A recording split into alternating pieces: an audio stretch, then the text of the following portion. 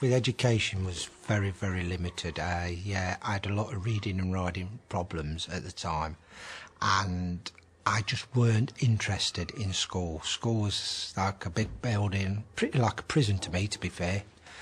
And all I wanted to do was to get out, because there was nothing there for me.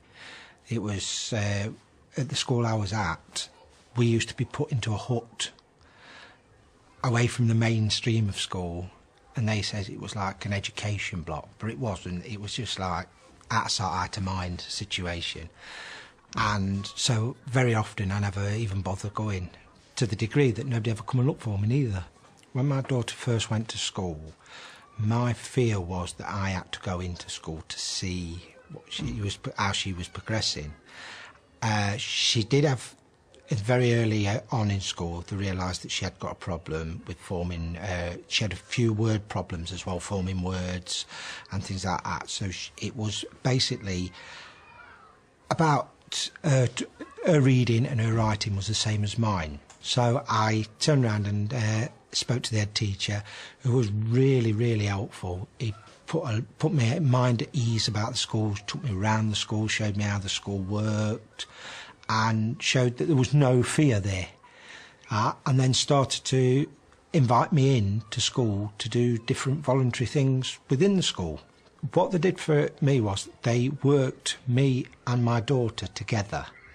So not just me teaching her from what I was learning, but she was also teaching me from what she was learning.